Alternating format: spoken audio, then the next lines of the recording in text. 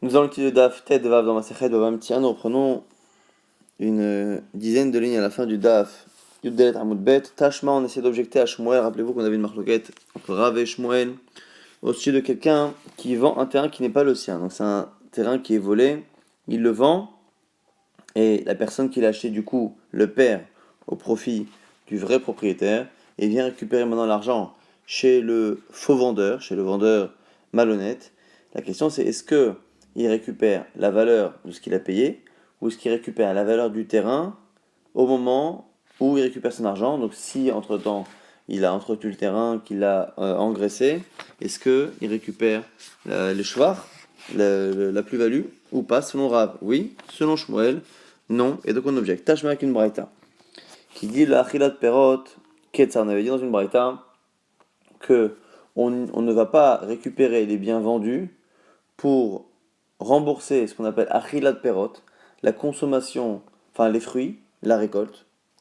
Et on ne va pas récupérer les biens vendus, mais on prend les biens qui sont disponibles. Donc c'est assez flou pour l'instant, mais on nous dit que lorsque quelqu'un doit de l'argent et doit, donc achilat perot, doit les fruits, la récolte d'un terrain, dans ces cas-là, on ne va chercher que les biens qui sont disponibles chez la personne qui donne l'argent et non pas les biens que elle a entre-temps vendus. Alors, achilat perot, c'est quoi le cas? Imagine, c'est un type qui a volé le terrain, et après il le perd. Donc on reprend la braïta qui dit que quelqu'un qui a volé un terrain, après il le perd, donc le voleur, et que lorsqu'il vient le récupérer, il prend le capital, la valeur du terrain, il le prend même des biens qui ont été vendus, mais par contre, les pérotes, la récolte, il ne les prend pas des biens qui ont été vendus, mais que des biens disponibles s'il y en a. Alors, Echidame, il est marqué des katanes, si on lit au sens propre, on a l'impression que c'est le voleur, qui lui-même après a perdu le bien, qui va récupérer le terrain, ça n'a pas de sens. Gazami Maïkabe, de qui veux-tu que le voleur se fasse rembourser le terrain qu'il a perdu? Et là, et donc forcément, la Gemara par déduction imagine que c'est quelqu'un qui a volé, qui l'a vendu, et maintenant lorsqu'on dit que la personne vient récupérer, c'est pas évidemment le voleur, c'est la personne qui a acheté à un malhonnête le terrain, qui vient récupérer, et là-dessus on nous dit que le keren, le capital, la valeur du terrain, il le prend même des biens vendus, mais les pérotes, il les prend, mais que des biens qui sont disponibles. On voit en tout cas qu'on prend justement pérote, et pérote c'est comme le shvar, c'est comme la plus-value, c'est quelque chose qui ne fait pas partie du keren. Donc c'est une objection à Shmuel. Amarava, Rava répond. Rabbe Maskina, de quoi parle-t-on ici? Kegon chez Gazal Sadeh Mechavero, mais les apérot, dit non, t'as pas compris. Lorsqu'on dit qu'on paye ici la achilat perot, c'est pas du tout quelqu'un qui a volé puis vendu, c'est pas du tout ça. C'est quelqu'un qui a volé sans vendre, mais qui a volé et qui a consommé la récolte. Et lorsqu'on vient récupérer l'argent à ce voleur-là, on récupère à la fois le terrain et à la fois la récolte qu'il a consommée. Ça, c'est les deux réponses qu'on verra. Les deux premières, c'est celle de Rava. De Rava Baravuna, c'est de dire finalement que c'est pas un voleur qui a vendu. Donc c'est pas du tout le cas de la marloquette Rabou Shmuel qui parlait de quelqu'un qui a volé puis vendu. Est-ce que le voleur doit rendre que la valeur du terrain ou même le shvar? C'est plus du tout ce cas-là.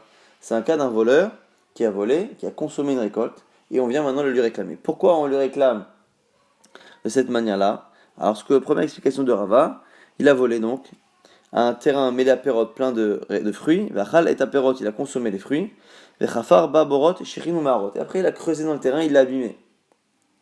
À ce moment-là, Banixal Ligbot Keren, donc celui qui est volé vient récupérer la valeur du terrain, non pas le terrain lui-même parce qu'il n'est plus là, parce qu'il est abîmé.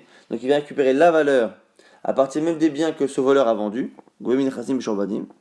Banixal, les gabot, perot, et quand il vient récupérer la récolte qu'il a perdue, il ne peut la récupérer qu'à partir des biens qui sont disponibles chez la personne et non pas des biens qui ont été vendus. Ça, c'est la première explication pour expliquer pourquoi on a un cas d'une personne qui est volée et qui ne récupère pas le terrain lui-même, mais sa valeur. Pourquoi? C'est parce que le terrain a été abîmé et il récupère les fruits. C'est quoi les fruits? C'est les fruits qui ont été consommés par le voleur. Rabba Baravuna Amar, autre cas, autre possibilité, autre tirout, le voleur a été lui-même volé. Donc le voleur vole le terrain, viennent des masikim, donc matsikim, des gens, des goïms qui viennent lui voler son terrain et de qui on ne peut pas récupérer le terrain. Et du coup, lorsque la personne qui a été volée veut récupérer son terrain, il n'est plus disponible, donc il récupère la valeur du terrain. Banigza legebot keren, la valeur du terrain, il apprend à partir des biens qui ont été même vendus. Banigza legebot perot, si par contre il vient récupérer la récolte consommée, il ne pourra récupérer qu'à partir de l'argent disponible chez le voleur actuellement. En tout cas, le point commun qu'il y a entre les deux, il explique cette braïta comme étant un cas où le voleur n'a pas vendu. Le voleur a volé le terrain et après, le terrain ne peut pas être rendu tel quel. Soit selon Rabba parce qu'il a été abîmé, soit selon Rabba Baravuna parce qu'il a été lui-même perdu, pris par des goïms. Et donc du coup, il rend le keren à la personne volée en argent, même avec des terrains qu'il a vendus, et la récolte qu'il a consommée, il la rend avec l'argent disponible. Maintenant, pourquoi l'un n'explique pas comme l'autre? Rabba lo amar ke Rabba Baravuna. Pourquoi? Bedina mashma. Pourquoi? Parce que quand on dit dans la Braïta que la personne a volé et qu'il perd le terrain, on a l'impression que elle sort de sa main, on a l'impression que c'est par un jugement. Et donc, c'est pour ça qu'il préfère dire que c'est un cas où le voleur n'a plus le droit d'avoir ce terrain-là. Bedina Mashma, on dirait pas que c'est des goïms qui lui ont volé. Et Rabba Baravuna alors a marqué Rabba, pourquoi le deuxième avis n'a pas dit comme le premier? Ari Yotsa Bitachat Yado, Be'ena Mashma. Pourquoi? Parce que quand on dit qu'elle est Yotsa Mitachat Yado, on a l'impression que le terrain est tel quel, que le terrain est resté tel quel. Et donc c'est la raison pour laquelle finalement on a le deuxième avis qui ne veut pas dire que c'est un terrain qui a été abîmé, que c'est pour ça qu'on ne peut pas le rendre tel quel. En tout cas, les deux premiers avis, encore une fois, ont expliqué la Braïta comme étant un cas où la personne a juste volé, ne peut plus rendre le terrain, mais rend sa valeur. Mais on n'est pas du tout dans le cas de la Marloquet Rabou Shmuel qui parle de quelqu'un qui a volé, puis vendu, et qui doit rembourser l'acheteur. Ravashi propose de laisser le cas tel quel. Ravashi Ama, non, on laisse comme ça, mais dit Zdadin Katane, quand à la fin on parle de récupérer le keren, le capital, et de récupérer les pérotes, c'est spécial. C'est un cas où la personne a volé un terrain qui était rempli là aussi de fruits de récolte. Le voleur a volé la récolte, ou et après il a volé, il a vendu le terrain. Et là il y aura deux personnes que le voleur devra rembourser, deux personnes différentes. Donc la personne qui a acheté veut récupérer la valeur du terrain. Pourquoi? Parce que le terrain sera rendu à son propriétaire d'origine, et il devra par contre lui rendre évidemment la récolte, mais celui qui a perdu la valeur du terrain, c'est l'acheteur. Il a donné de l'argent et finalement il ne gardera pas ce terrain. Donc quand l'acheteur vient récupérer la valeur du terrain, il vient le récupérer même des biens qui ont appartenu au voleur et qui ont été vendus. Banixal, Ligbot et Taperot, lorsque celui qui a été volé au tout départ, le propriétaire du terrain qui l'a donc récupéré, vient lui récupérer la récolte, à ce moment-là, Gobé, Minichassim, Benichorin, il ne prend qu'à partir des biens qui sont disponibles. Et donc du coup, quoi qu'il arrive, le point commun des trois explications, c'est que quand on parle ici de Achilat Perot, la consommation des fruits, c'est pas un cas où justement il y a eu un vol et que ça a été vendu et que celui qui a acheté de manière frauduleuse doit récupérer à la fois la valeur du keren et à la fois les pérotes, c'est pas ça. C'est ici un cas où le voleur a d'abord consommé la récolte et donc après il doit la rendre, et à chaque fois il la rend au nixal, il la rend finalement à la personne qui a été volée à l'origine. Donc que l'on soit dans un cas où il y a eu une vente comme le dit Ravashi ou comme dans les deux premiers cas il n'y a pas eu de vente, on n'est pas du tout finalement dans la lacha de Rav et Shmuel. Maintenant la Gemara objecte aux deux premiers avis. Dans les deux premiers avis on a dit que c'est un cas où il n'y a pas de vente, c'est un voleur et le voleur a consommé la récolte et il doit rendre le terrain et la récolte à la personne volée. Il n'y a pas d'acheteur ici. Alors il m'a dit Ben et Rabba Ben et Rabba Barbouna, selon les deux premiers avis, Milva Alpehu, le fait de voler, ça crée une dette. Et cette dette ressemble à une dette, Alpe une dette à l'oral. Elle n'a pas la force d'une dette écrite. Au Milva Alpe, Et no gobemin chassim shorbanim. Il y a un problème, c'est que lorsque on emprunte à l'oral, et donc la même chose, si une personne vole et donc s'engage à rendre, cet engagement de rendre l'argent parce qu'on a emprunté à l'oral, ou l'engagement de rendre parce qu'on a volé, est un engagement qui ne permet pas d'aller récupérer chez la personne engagée les biens qui ont été vendus entre-temps. L'agma répond à Chabé Maskinan, Keshamad Bedin, Ve'adav Zavin. L'agma dit, donc c'est un cas où la personne a d'abord été en jugement. Donc ce qu'on nous dit ici, c'est qu'en fait, on récupère les biens qui ont été vendus par le voleur après qu'il ait été jugé. Donc il a été jugé, il a volé, il a été jugé comme quoi il devait rendre. À ce moment-là, tout le monde est d'accord ici. Quand le Beddin a tranché, ces biens sont asservis. Donc s'il les vend après, ils sont récupérables. Il m'a dit, alors si c'est ça, pourquoi on nous dit que la récolte qu'il a consommée, le Nixal, le volé, ne pourra pas récupérer des biens vendus si ça a été jugé. L'agma a dit que Shamad Bedin à la Keren, Velo Hamad Bedin à la Perrotte. C'est un cas où la personne a fait un jugement pour la valeur du terrain, mais qui ne l'a pas emmené au Bedin pour la récolte. Elle m'a dit, Oumai Pascal. Elle m'a dit, pourquoi tu fixes comme ça les choses? Elle m'a dit, Stama Dimigda, qui tava Inish Karna, tava Beresha. Lorsque la personne fait une réclamation, elle réclame d'abord la valeur du terrain. Donc quelqu'un a volé le terrain. Et après avoir volé le terrain, il a consommé les récoltes. D'abord, la première chose que la personne fait, c'est d'abord de l'emmener au Bedin et lui demander de lui rendre le terrain. Elle s'occupera après de la récolte. Et donc, ce qu'on nous dit ici, c'est un cas particulier, selon Rava et Rabba Baravuna, où pourquoi on récupère des biens Mishorbadim si on parle d'un Ixal? C'est parce que la personne a été jugée. Et une fois qu'elle a été jugée, ça engage les biens financiers. Dans le cas de la récolte, la personne n'avait pas encore emmené la personne au jugement. Maintenant, on reprend. On dit, savoir Shmuel Oker Migazlan Intlishvacha. On objecte. Encore, tu veux dire, est-ce que c'est possible de dire que Shmuel, il dit que celui qui achète à un voleur, il ne récupère pas la plus-value qu'il a eu entre-temps, il a acheté un voleur encore une fois, il améliore le terrain et il le perd. Lorsqu'il a récupéré l'argent chez le faux vendeur, selon Shmuel, il ne récupère que la valeur payée et non pas la plus-value qu'il a donnée. Pourtant, Shmuel a dit Arab Chinena Barshilat. Imlich Urtov Shufra Shifra Opere. Demande au mocher, au vendeur, s'il accepte de te faire un shtar de vente avec justement une achariout, un engagement. Alors, le fait qu'il ait demandé ça, l'agma va essayer de comprendre dans quel cas on parle. Bemay. Si on parle d'un créancier mitlépéré, parce que là c'est marqué quoi? Imlir urtov shufra, shifra ou péré. Écrit dans le document de vente, demande à ce que le vendeur s'engage à te rendre si c'est un faux vendeur ou si en tout cas, rappelez-vous qu'on a deux possibilités. Lorsque quelqu'un vend un terrain et quelqu'un achète, la personne qui achète peut le perdre de deux manières. Soit au profit d'un créancier du vendeur, soit si le vendeur finalement n'était même pas le propriétaire. Donc soit si le vendeur était un voleur, soit si le vendeur était endetté, c'est les deux choses qui peuvent faire perdre le nouvel acquérant. Et ce qu'on nous dit ici, c'est que Shmuel, à conseiller à Prinena, écrit que le vendeur s'engage, si tu perds le terrain, à te rendre choufra, chifra ou péré. La valeur du terrain, chifra la plus-value, et péré et la récolte. Donc il y a la plus-value du terrain en elle-même, la valeur qu'il a gagnée en plus, et il y a les récoltes. Alors l'agma dit de quel cas on parle? Si on parle d'une créance, donc il lui a dit protège-toi d'un éventuel créancier, mit les pérés, c'est pas possible, puisque là ici on parle de pérote, on parle de récolte, et on a dit que pour le balachov on récupère le shevach, mais pas les pérotes. Et à Shmuel, balachov gobé est à shevach. Shmuel a dit lui-même que lorsque le créancier récupère de celui qui a acheté le terrain, il récupère le terrain et le shevach avec le profit.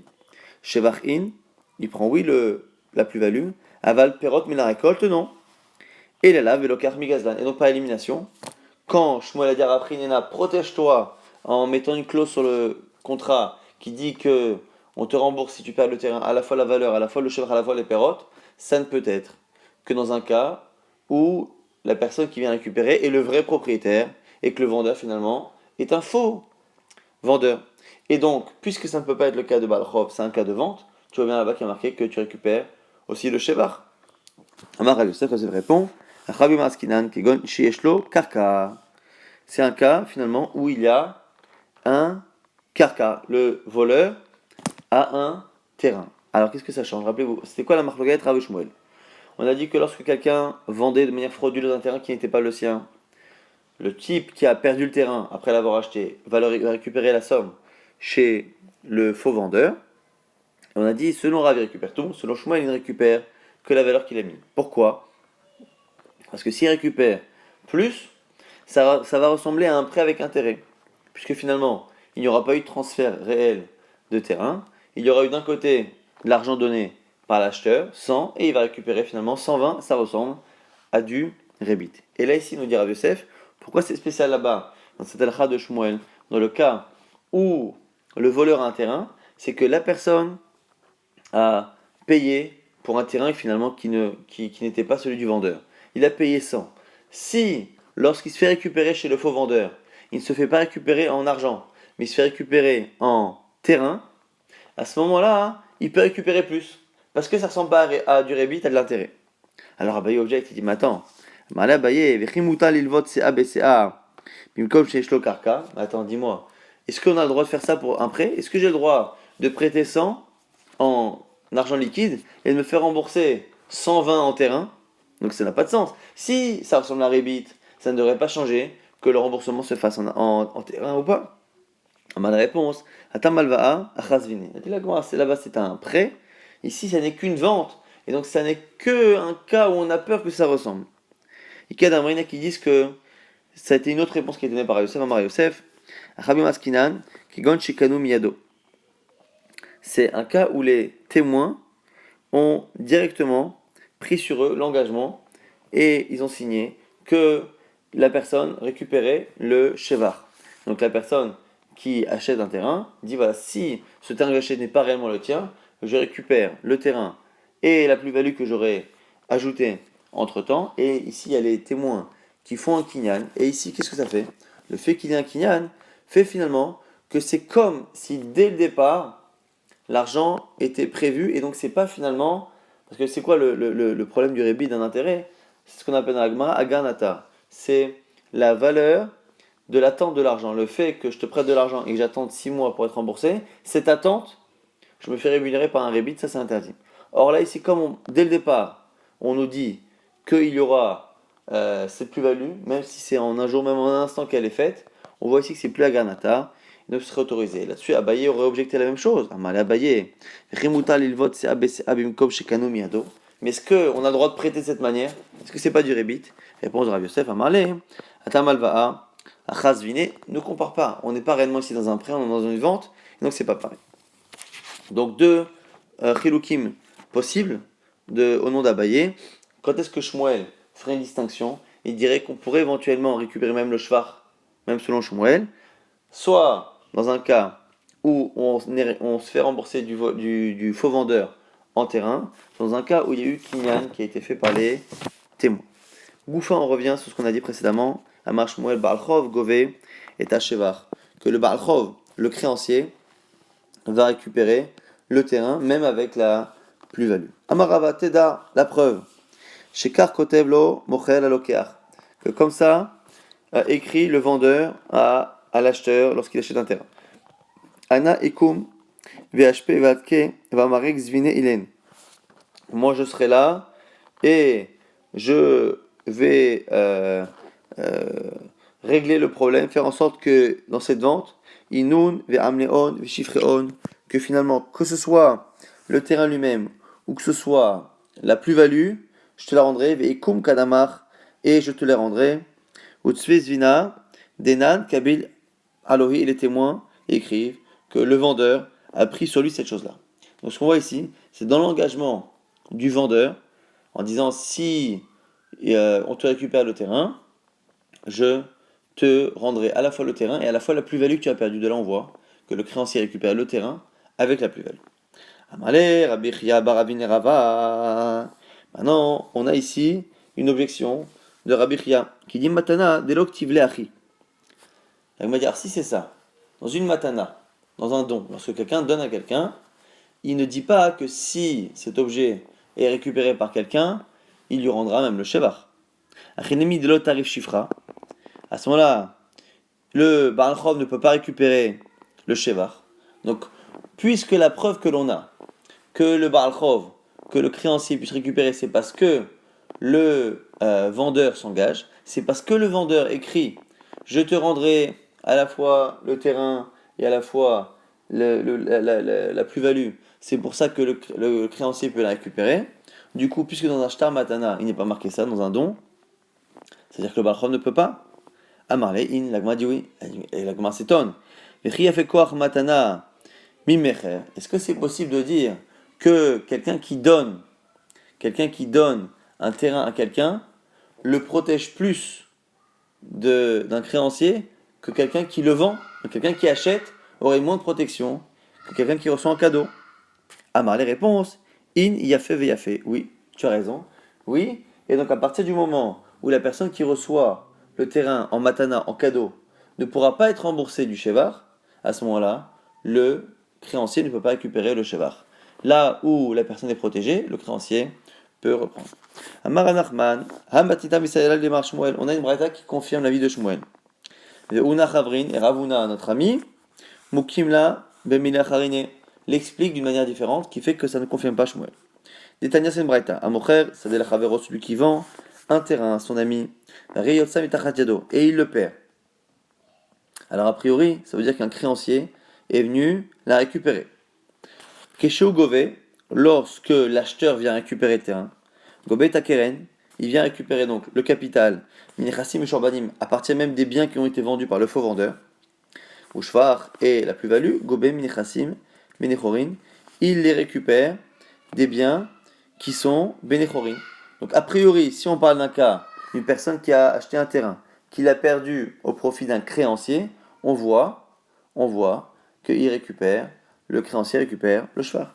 Là, m'a dit, Meouda Chavrin, Meravuna, notre ami, Moukina Vevinir Harin, il explique différemment, Belokar Migazlan, de quelqu'un qui l'a acheté à un voleur. Rappelez-vous, on a expliqué à plusieurs reprises qu'il y a deux possibilités de perdre un terrain lorsqu'on l'a acheté. Soit on a acheté le terrain à quelqu'un d'endetté précédemment, et le créancier va récupérer le terrain, selon Shmuel avec le Shvar, ce qui se confirme dans cette braïta si on dit que c'est un cas d'un créancier. Ou autre possibilité, on a acheté le terrain à quelqu'un qui n'en était pas réellement le propriétaire. Et à ce moment-là, on perd le terrain au profit du vrai propriétaire. Et là-dessus, on avait une marquette Rav Shmuel, est-ce qu'on récupère ou pas? Donc Ravuna l'avait expliqué dans le cas de Lokar Migazlan, et qu'au contraire, ça confirmait Rav, et que c'était plutôt contre Shmuel. L'Agma rapporte une autre braïta contre Shmuel. Tanya Idar. Amocher Sadel Chavero, celui qui vend un terrain à son ami Vishbicha, et celui qui l'a acheté a créé une plus-value sur le terrain. Ou Balcha ou Trafa, vient un créancier récupérer le terrain. Keshu Gove lorsqu'il récupère. Imashevach Yoter ala Yetzia. Si la plus-value est plus grande que l'investissement qu'a fait l'acheteur. Dans tel est Ashevach Mibalakarka, il prend la plus-value à partir de la personne qui est le vendeur. La Yetzia est la dépense du Balchov, du créancier. Si c'est l'inverse, que la personne qui a acheté a dépensé 100 pour entretenir le terrain, mais le terrain n'a gagné que 70, il ne récupère du créancier que la partie de ce qu'il a de la plus-value. En résumé, lorsqu'on a une personne qui achète un terrain et qui investit et qui crée une plus-value, quoi qu'il arrive, l'investissement, il le récupérera chez le créancier. Donc le créancier qui prend le terrain, et donc il prend le terrain avec le shvar. Mais là ici, on a l'air de dire qu'il faudra tout de même qu'il rembourse la plus-value. Donc en tout cas l'investissement, il le rembourse. Et si en plus de l'investissement, il y avait une valeur sur le terrain, donc il a investi on va dire 50 et le terrain a pris une valeur de 100, il y a 50 de l'investissement qui récupérera chez le créancier qui lui a pris le terrain, et les autres 50 de plus-value il récupérera chez le faux vendeur. En tout cas, quel est le cas? Comment va expliquer le cas Shmuel? Est-ce que c'est un cas, encore une fois, de possibilités? Est-ce que, lorsque la personne qui a acheté perd le terrain, elle le perd au profit d'un créancier, dans le pshat, ça a l'air d'être un créancier, ou elle le perd au profit du vrai propriétaire, puisque le vendeur était un voleur. Alors, Beloka Migazlan, si tu dis que c'est quelqu'un qui a acheté un voleur, qui a acheté un Recha, tu comprends pas le début. Parce que Damar Shmuel a dit Loka Migazlan, il était Shvira. Lui-même Shmuel il pense que lorsqu'on achète un voleur, il n'y a pas de shvar. Donc ici on peut pas parler de shvar. Iba Balchov, si on parle d'un créancier, Kasha Recha Vesefa, Damar Shmuel Balchov, Goveta Shevar. On ne comprend ni le début ni la fin, puisque on voit ici que dans le Shevar, dans la plus-value, le Balchov, le créancier, rendra à celui qui a acheté sans le savoir un terrain qui était hypothéqué, il rendra à cet acheteur la valeur au moins de ce qu'il a investi.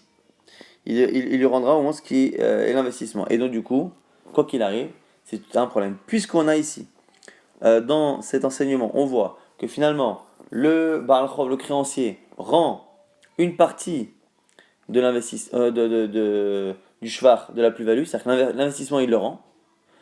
À ce moment-là, ça ne va pas du tout comme Shmuel. Parce que selon Shmuel, on a deux possibilités. Si c'est un voleur qui a vendu, à ce moment-là, l'autre ne récupère rien du tout, et donc même pas l'investissement.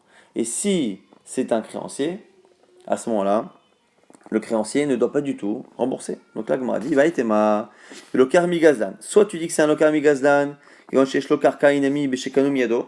peut donner une des réponses qui ont été données précédemment par Rav Yosef. On avait deux versions de Rav Yosef.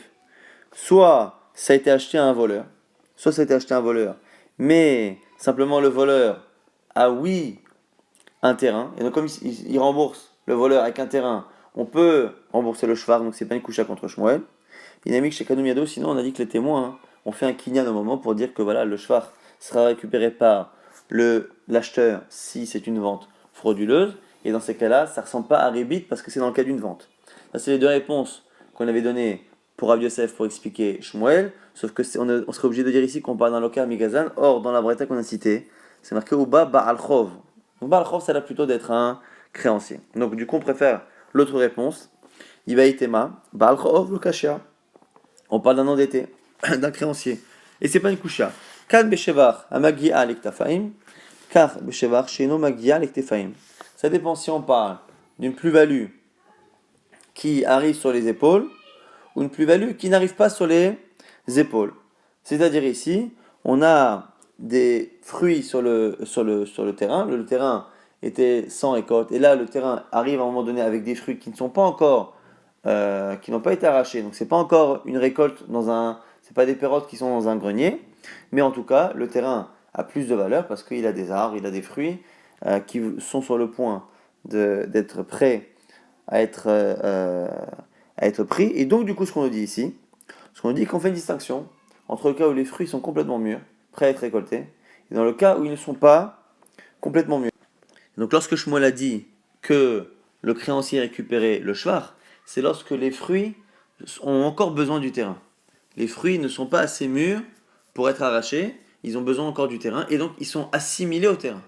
Lorsque par contre, on a dit ici dans cette braïta, que s'il prend les fruits, il faut qu'il rende l'investissement, ça c'est parce que les fruits sont vraiment prêts à être récoltés, et là, ils ne font plus partie du terrain, et donc du coup, il doit rembourser. L'agma dit, Masim Becholiom, Kamagabe Shmuel, Afilou Beshwar Amagal Ektefaim. L'agma dit, attends, Alachale Marse Shmuel a plusieurs fois fait récupérer le shvar, alors justement que c'était des pérottes qui étaient sur le point d'être récoltées. L'agma dit, Lokasha, Hademasik, Bekesho Ara Veshifra, Hadelomasik Ba, et là Kishur Ara. L'agma dit, ça dépend, le créancier, combien on lui devait d'argent.